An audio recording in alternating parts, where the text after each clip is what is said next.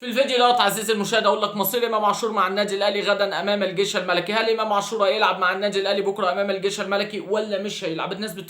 الناس بتسال. هقول لك عزيزي المشاهد كل حاجه بالتفصيل، ولكن قبل ما نخش في الموضوع حط اللايك الحلو بتاعك لان ده بيفرق معانا جدا جدا جدا. طب الناس بتسال امام عاشور هيلعب بكره مع النادي الاهلي امام الجيش الملكي ولا لا؟ غالبا امام عاشور مش هيكون متواجد في قائمه النادي الاهلي امام الجيش الملكي.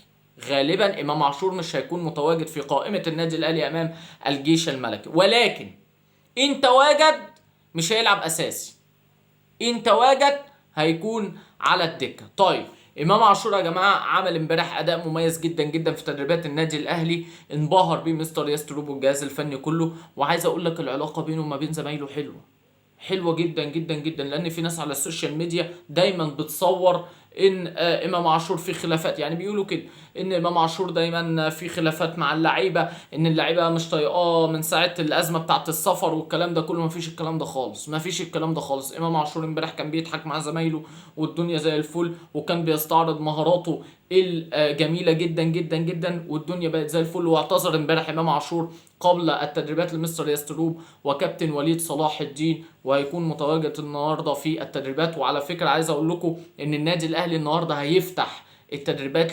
للصحفيين والاعلاميين لمده ربع ساعه، لمده ربع ساعه. طيب ده بخصوص امام عاشور.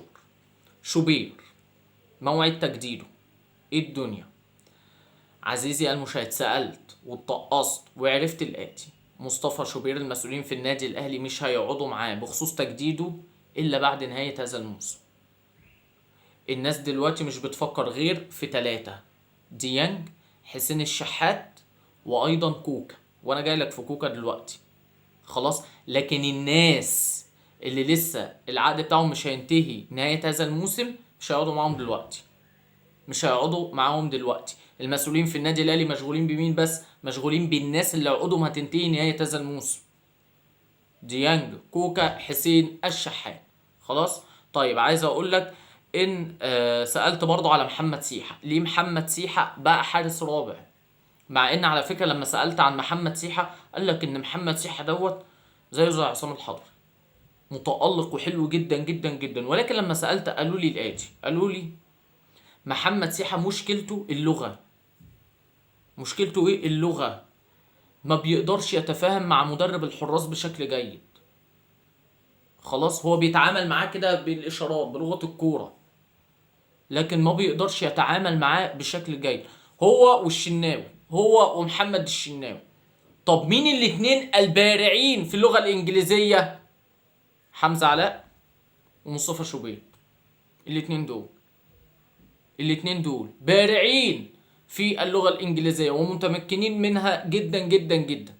ولكن سيحة هو بيجي يتدرب ويمشي، ولكنه امكانياته حلوة جدا جدا جدا جدا.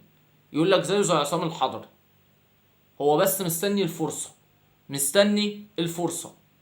فسيحة كان لغز كبير عايز افهمه، كان لغز كبير عايز افهمه. الفكرة كلها ان الراجل لا يجيد الكلام باللغة الانجليزية، ضايع يعني. حتى ما عندوش اللي هو ايه شويه الكلمات اللي كنا بنتعلمهم في الابتدائي، لا لا. هو ومحمد الشناوي الاتنين اي بي سي بالعافيه، الاتنين اي بي سي بالعافيه. طيب ده لغز محمد سيحة، علشان برضو سألت عنه لما كنت بسأل عن مصطفى شوبير. فمصطفى شوبير الناس هيقعدوا معاه نهاية هذا الموسم بعد ما الموسم يخلص، لكن دلوقتي في الوقت دوت الناس في النادي الاهلي مشغولين بكوكا وديانج وحسين الشحات. طيب نروح بقى لكوكا. كوكا يا جماعه عايز اقول لك مرتبه دلوقتي في النادي الاهلي 4-5 مليون، 4-5 مليون. لما قعدوا مع كوكا قالوا له انت ايه حكايتك مش عايز تجدد ليه؟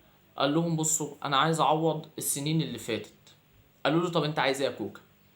قال لهم انا عايز الموسم الاول اخد 30 مليون، الموسم الثاني زيهم 30 مليون، الموسم الثالث 35 مليون، الموسم الرابع 40 مليون.